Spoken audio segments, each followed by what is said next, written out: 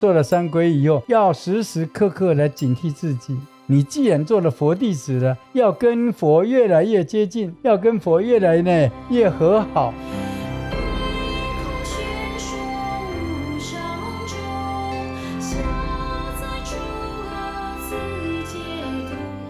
欢迎收听菩提麻瓜，本集的主题是三皈依。好，三皈依呢是佛教的这个算是入门的仪式，据说是一种透过这样的行为来提醒自己学习佛法的这个决心，然后也是一个算是初入佛门的一个基础班的这种感觉吧。然后那三皈依呢主要就是分成三种，分别是皈依佛、皈依法和皈依僧。那皈依佛呢好像就是以释迦牟尼佛为导师嘛，然后就向他来学习。然后皈依法的话就是皈依佛法嘛，那皈依僧的话就是皈依亲近的出家修行者这样子。本集呢就要来聊聊三皈依对于我们一般的学佛人有什么样的算是影响吗？还是说三皈依到底是不是很重要这样子？那我刚才有简单的讲了一下三皈依分别是皈依什么，那林老师可以稍微讲一下说这三皈依是什么东西吗？刚刚说已经开门见山就已经提示了，说三皈依就是皈依佛法僧。佛是一个抉择了，因为他本来是跟我们人一样的，他透过他自己的思考、自己的修行，他就体悟了宇宙人生的这些大道理，所以佛就是我们的老师。那么在这里要先来补充一下，这皈依的意思，皈依是依靠，依靠他，那么向他学习，以他作为我们的模范，这样子，以他作为我们的安心立命的地方，这是皈依的意思了。那么佛他是我们的老师，因为他体悟了人生宇宙的道理，对不对？所以我们向他学习。那么法是佛所体悟出来的真理，我们当然要去研究，也自己要向佛来学习他的法。那么僧是发心要弘扬佛的法，来作为他的工作，来作为他的专业，来作为他的志业。那么像这样子皈依佛法僧，简单说，以佛做老师，以法作为我们的药就是来治疗，来解除我们烦恼的药方一样的，这是比喻的。那么以僧来做我们的好朋友，因为你有不懂的话，那么向这个僧来请教，那么你就可以获得解答。不过这里也要再提醒一下，僧在佛法的本意上，它不是一个个人，比如说一个出家的和尚，现在有这样的含义了。古代的僧是3个人以上才能叫僧，僧是一个团体，一个团体，一个 team， 一个 group，它是一个团体，所以最少要有3个人才能够叫做僧。它的应该是叫做僧团，这样就不会搞乱了。那僧团就是大家志同道合，大家在一起，那么观念思想相同，也都以弘法利生来作为自己的使命。那这样在一起的话，就可以怎么样？非常的和谐，而且大家一起来生活，也就觉得非常的快乐了。好，那刚才有讲到说三皈依算是佛教的一个入门仪式嘛，那一定要皈依三宝后才是正式的佛教徒。那么你想作为佛教徒了，那么你参加三皈依的仪式，对，这个佛门有一套的仪式的，我想大家在这个 YouTube 里面去谈去看，都可以看得很清楚。那么这里我不必再详细说要有什么样这些不讲，就是说你参加佛门的三皈依的仪式，当然你就可以说我是佛教徒了。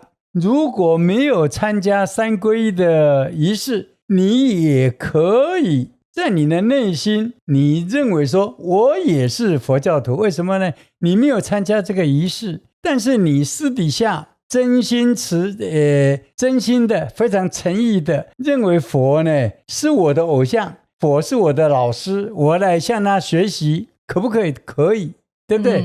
法也是一样，佛典是三藏12部无论是哪一部经，哪一部论，你认为他讲得好，说得太妙了，我认同，我来向他学习，这个也行。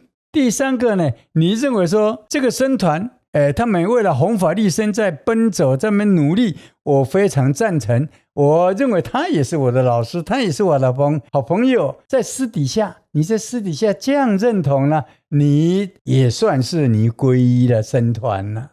哦，那这样子说起来，是不是三皈依的仪式会有点像其他宗教的受洗的感觉啊？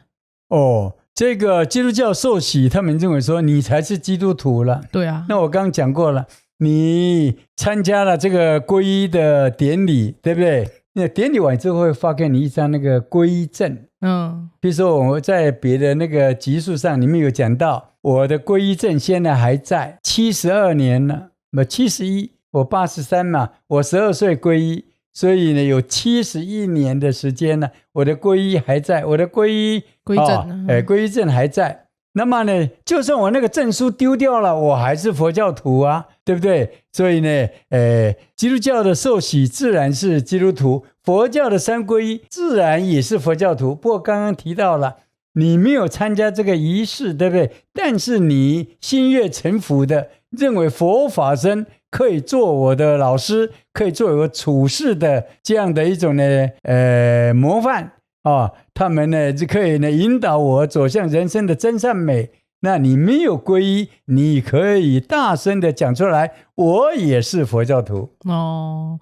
那因为我之前有听过有人说受戒嘛，是好像还会有戒疤这些东西。那三皈依跟受戒、戒疤那些是一样的吗？就是我们受完了三皈依，对不对？你是佛教徒了。那至于你要不要受戒，佛门在佛教并没有强迫你，了。受戒是指受五戒，就是受五戒，杀盗淫邪淫妄酒，这5个大家一查也可以查得到。所以说呢，三皈依并不一定要受五戒啊。受五戒是说呢，你自己来警惕自己。我既然做了佛教徒啦，我就不要杀生，我不要呢这个呢毫无节制的去喝酒，对不对？那我在说谎话，那么这个邪淫就是呢乱搞男女的关系，类似像这种，这是一种自我的警惕。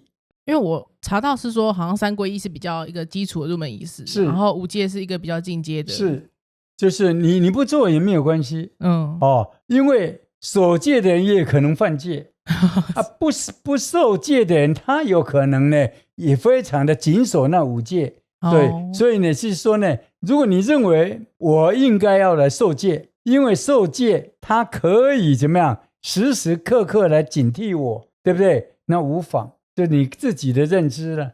不过你刚刚我好像提到了，刚刚好像听到了，你说要不要烧什么戒疤？对啊，因为我一直都是反对烧戒疤的。他这戒疤是真的要烧，有时候就在家人是弄在这里，是用香吗？对对对，因为呢，我以前有半开玩笑讲，以前我在大学的佛学社里面有很多人，他们认识佛教还不是很清楚，他们就呢去受戒。去受戒这边呢，就是烧了的几个戒疤，而那个时候可能没有处理好，所以搞到最后呢一大片伤口。所以我不是开玩笑说呢，他妈妈有可能呢，如果我鼓励我的学生去烧戒疤的话，他妈妈爸爸可能还怎么样子，还来告我呢。真的，他女儿可能可以参加那个台湾小姐，对不对？我的意思是讲这些东西。佛教它是按部就班的，你应该先了解了什么叫做三皈依，你来受三皈依，对不对？然后你要了解什么叫做受五戒，对不对？为什么要受五戒？那一定要受五戒吗？你把这些疑问、这些问题都弄清楚了，然后你才去参加那个受戒的那些典礼。而我的意思这样，我没有说否定受五戒的功德，我没有这样讲，我没有阻止，对不对？或是丑化去受五戒，我没有这样讲。我只是说你在做三皈依也好，受五戒也好，事先你都要弄得清清楚楚的，最少这才能说不迷信。佛教是强调理智的宗教了，所以你一定要呢研究，你要呢认识分明。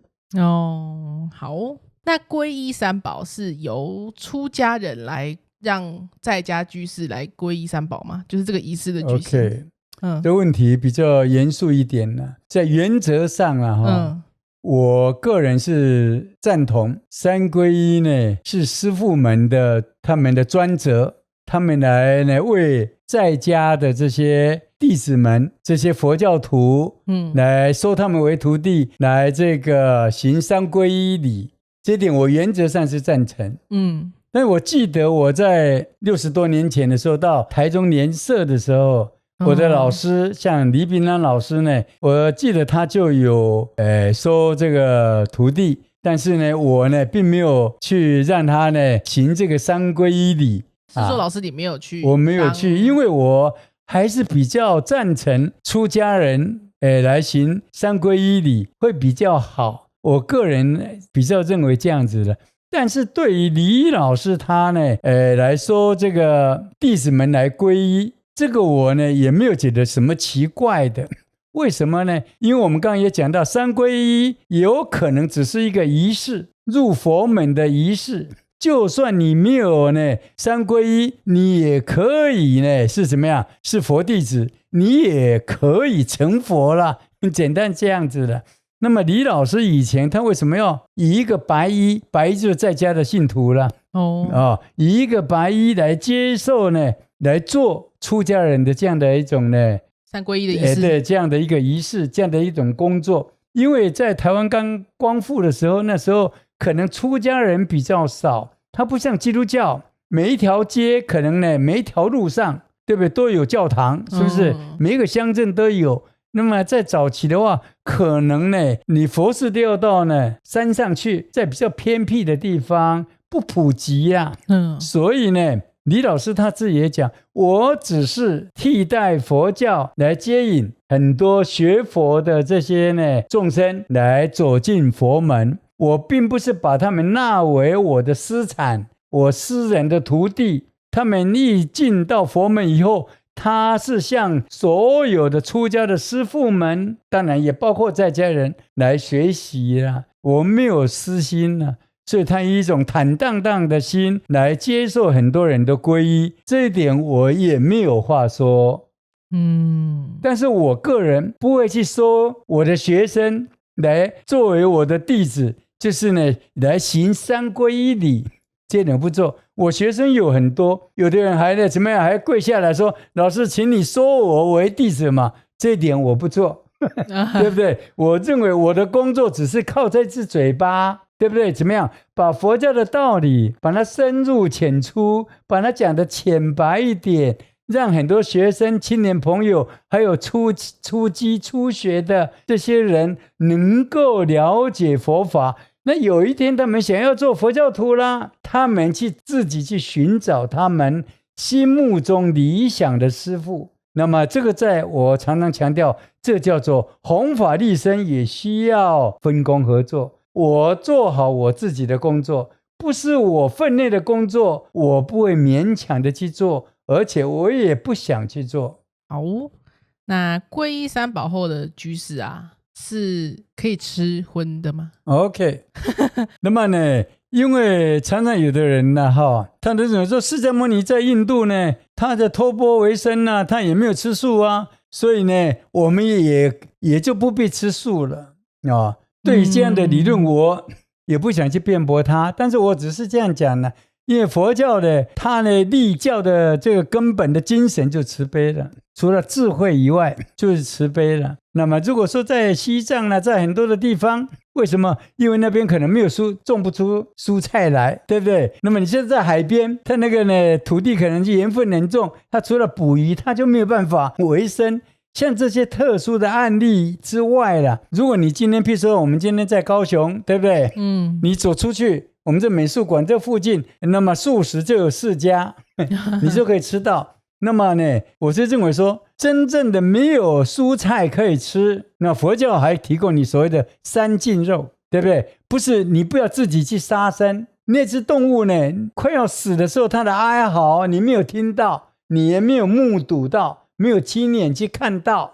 而且呢，那个呢杀那只鸡又是压的，不是专门来为你杀的，比如说我到阿若你家去，你为了欢迎我，你才杀你家的一条猪来给我打牙祭，不是这样子的哦。那这三净肉了，佛教也有开的这样的一种方便，甚至在六祖坛经里面也提到了，六祖那时候为了躲避很多人的追杀，他呢就是逃到那个猎人打猎的那个队伍里面去，所以那时候没有办法，人家不会专门为他呢煮那个素菜的。那么怎么办？他就吃那个叫做肉边菜 ，sorry， 肉边菜，肉边菜就是肉不吃，肉跟蔬菜一起煮，就豆腐跟肉，你吃豆腐吃菜，你没有吃肉。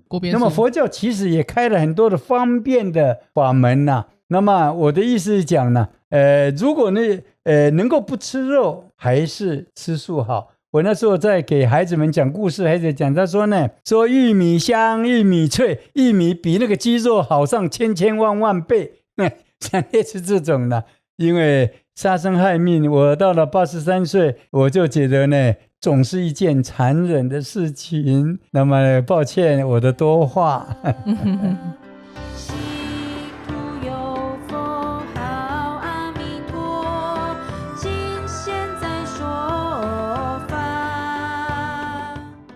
听起来基本上其实受三皈依的仪式就是一个起步，对，一个起步，但是其他的行为基本上都还跟正常在社会上的人没什么差别。你就算受了戒了以后，你的行为还是你自己要负责啊，对不对？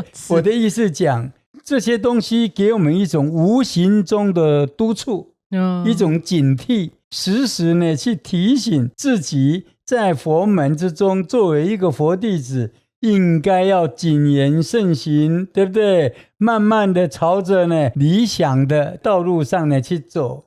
那如果受了三皈依的仪式之后，还可以去庙里面拜拜吗？或是拜家里的祖先吗？应该，那当然了，因为佛教呢是非常的这个，除了尊师重道以外，对于孝道呢，那根本不用怀疑的。对于父母，是不是佛教里面有所谓的父母恩重难报的那种经典这样的说法了？父母恩重呢，恩情非常重，难以报答了。你想，我们现在有时候像我年老的时候，想起爸爸，想起妈妈，不会常常泪流满面吗？年轻的是不会发现的，到了年老的时候呢，越来越呢想到说自己以前真的是算逆子了。留级2次像我啦，那么真正的给父母操了多少的心呢？所以他是可以拜家里的祖先的？当然也可以去庙里面拜拜。这里我还特别再补充一点，你到某一个师父那边请求三皈依，那么并不是说那位为你行三皈依礼的这样的一个师父才是你的师父，你皈依佛教是佛教所有的佛都是你的老师，佛教所有的师父都是你的老师，佛教里面所有那些呢在家人，他懂得佛教的，懂得佛法的，也是你的老师。很多人现在只认得他的皈依师父，别的师父一概呢他不认同，这个格局就小了一点了，对吗？你可以常常去亲近你的皈依师父，去请教他，这天经地义的事。但是对于别的佛事，别的地方的，比如说美国的师父、加拿大的师父、日本的师父，他们懂佛法，他们也在弘扬佛法，我们也是尊敬他，我们也认同他，我们有机会也可以亲近他，也可以跟他讨教。是，那如果有人想要去皈依的话，皈依需要花钱吗？好市侩的问题哦，这个问的就非常俗气。对，好市侩的问题。因为我们佛教呢，可能法会做得太多，所以很多人大概也花了不少钱，所以才有那样的顾虑，对不对？你想想看，今天有师父来为你举行这个三皈依礼，对不对？那是非常的隆重的，非常正式的，是不是？我们呢接受了佛法僧来作为我们的皈依处，来作为我们的师长、我们的朋友、我们的药方，是不是心存感激啦？做一个人，做人就是要懂得感恩，要报恩。所以在那个时候，你包一个小的红包，几千块、上万块不算多，几百块，师父们也不会计较。所以不要为了这个烦恼耽搁了你的三皈依大典，那这样子划不来了。OK， 真的。老师，你说你自己曾经是皈依了我皈依了3个师父，其实一个就可以了，但是我妈认为我顽劣不堪啊，要有很多师父来教导啊，所以我12岁的时候就皈依了佛光山的星云大师。那么到我高中的时候，我就皈依了莲因寺的这个灿云法师。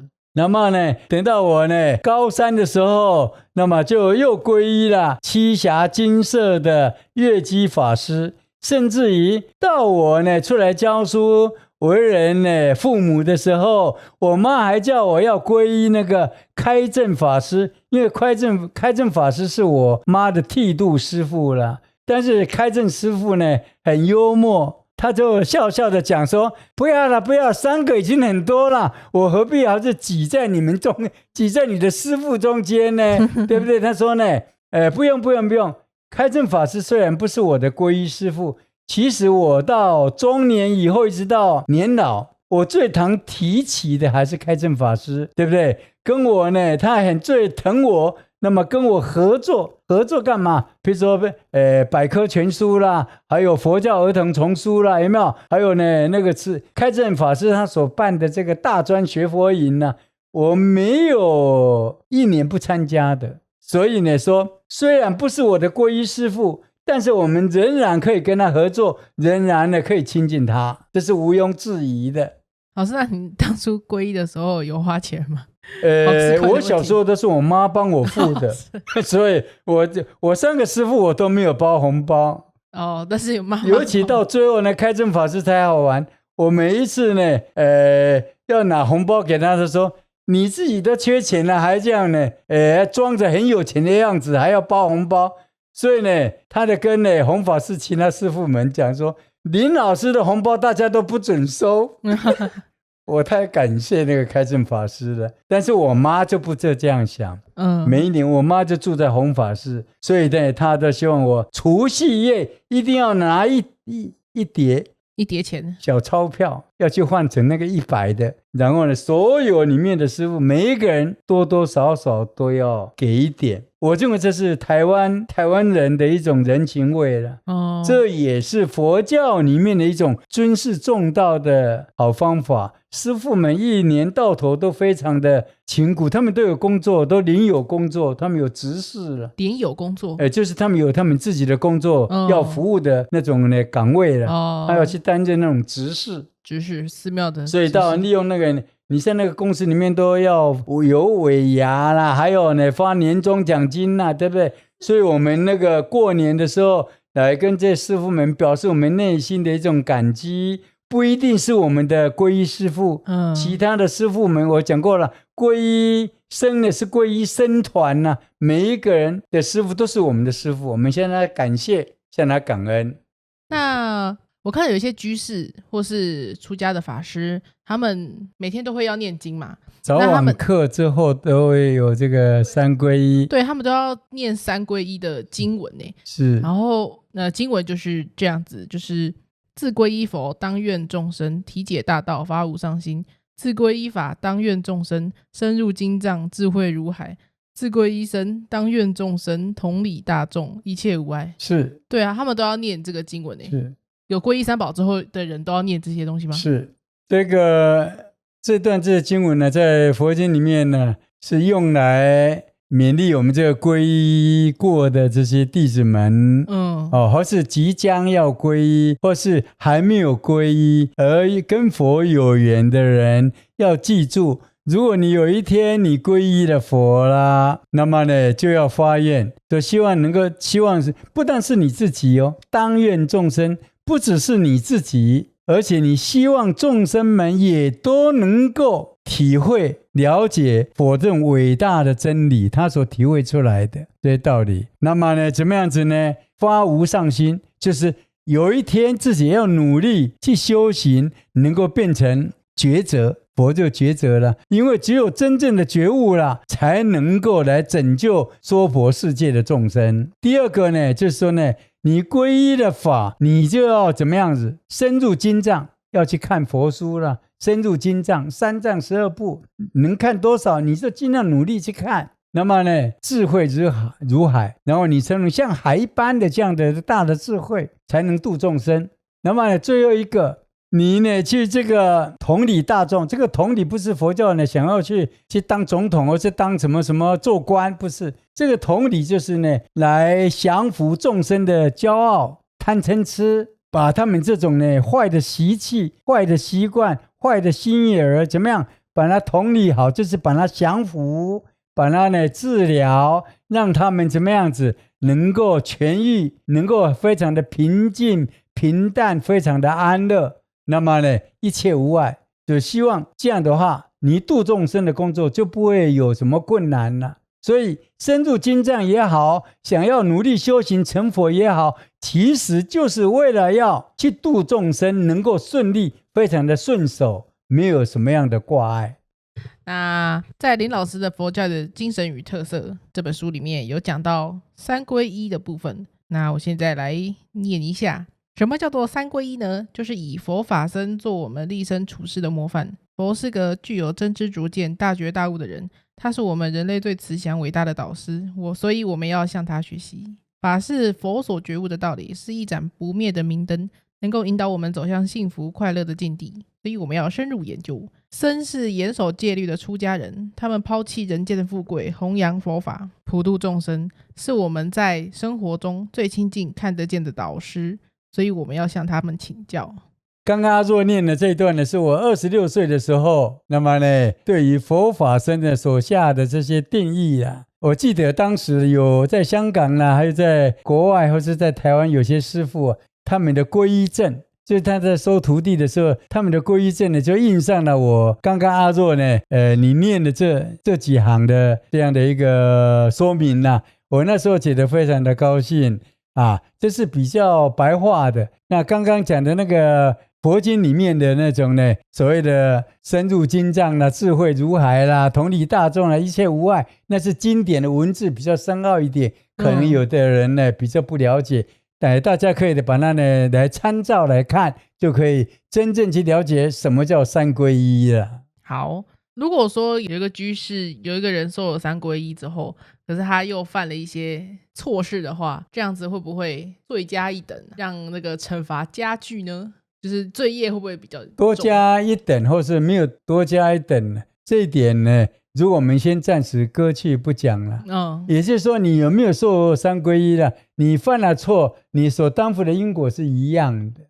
那么呢，你受了三皈依了，跟人家对外表明说我是佛教徒了，可是你所做的事情又跟佛教呢格格不入，或是根本呢就是呢完全不相干的，或是损害到佛教的这样的荣誉的，对不对？我相信呢你自己也不好过。我现在这简单说一句了，我年轻我不是常常这边不怕大家见笑吗？我中年的时候呢有10年的时间呢爱打麻将，那时候大家呢来跟我讲都是怎么样子，说林老师你不是信佛教了吗？你释迦牟尼有叫你要搓麻将赢人家的钱吗？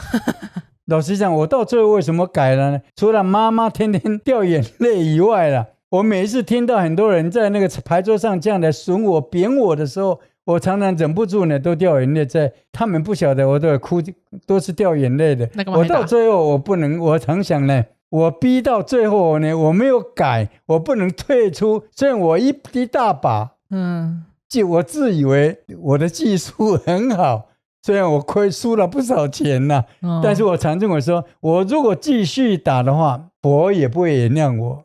那么我自己呢真的是太痛苦了。那种人家这样子的吃面包，我不晓得那是不是护法金刚那个观世音菩萨派这些人的嘴恶毒的口来损我贬我伤害我。我现在呢非常感谢他们，这些讲我，能够督促我，让我真正能够呢放下。我在这边再说一句，我没有想说打麻将是怎么样的罪大恶极，对不对？我没有这样讲哦。其实打麻将是非常好的娱乐，如果你能够把你的贪嗔痴放下来，不要贪想要赚钱，人家怎么样你就很气，对不对？你不要呢就是无名兴起，沉溺在那其中，把它当作高尚的一种娱乐运动。日本的所有的那些什么东西啊，日本很多的那个养老院有没有？高级的养老院全部有麻将课的，在美国也有了。罪过不在麻将，罪过在你。同样的，罪过不在有没有三皈依，对不对？在你有没有真正的想要改过向善，就在这里。所以做了三皈依以后，要时时刻刻来警惕自己。你既然做了佛弟子了，要跟佛越来越接近，对不对？要跟佛越来越和好。基督教的话，对不对？你不能呢背弃佛道，越走越远。好，所以与其说是这个罪业会不会加重，不如说这个内心的煎熬自己。所以说呢，你犯了错以后，你有没有真心改过？你有没有感到有点惭愧心？是。好，那我们这集就录到这里。OK， 好，谢谢。那感谢林老师讲解这么多，谢谢。那我们下期希望我们这听众朋友，如果还没有皈依的，要呢平时呢多看书，多研究一下，或者有一天也到看山咖啡来，大家可以聊一聊。希望你也能走入佛门，接受三皈依，变成佛门的同道。那我就变成你的师兄了。是，好，那我们下期再见。再见，拜拜。再见。